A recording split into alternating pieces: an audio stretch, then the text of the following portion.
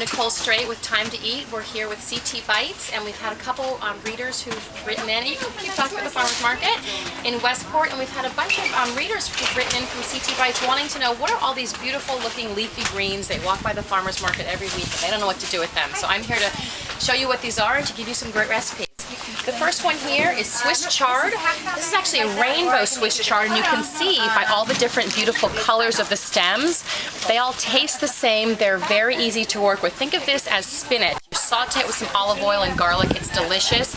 I've even tossed this in with some thick fettuccine, and that's a nice recipe also.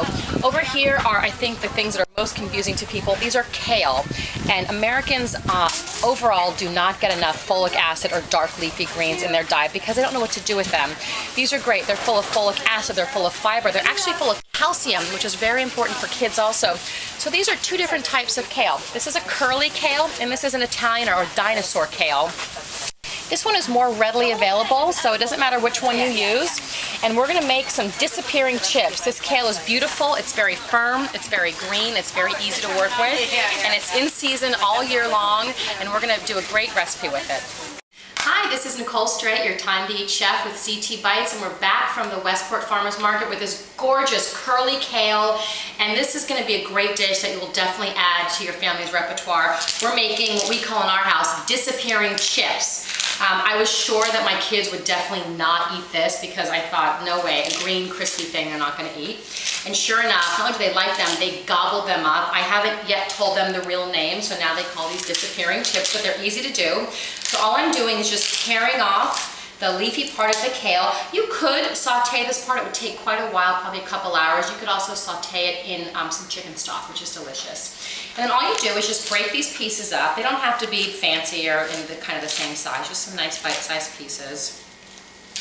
And it looks like you're making a lot, but these actually cook down. Not as much as spinach, but they do cook down.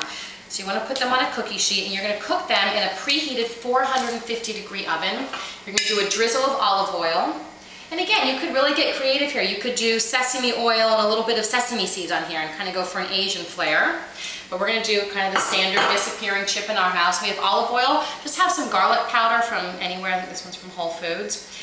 The first time I did this, I used garlic salt, and it was really salty, so I learned my lesson. We're doing garlic powder. Just a little bit of cracked black pepper. And these go right in the oven. You're going to want to stir them once or twice. They take about 20 minutes, and I'm going to show you the finished product now.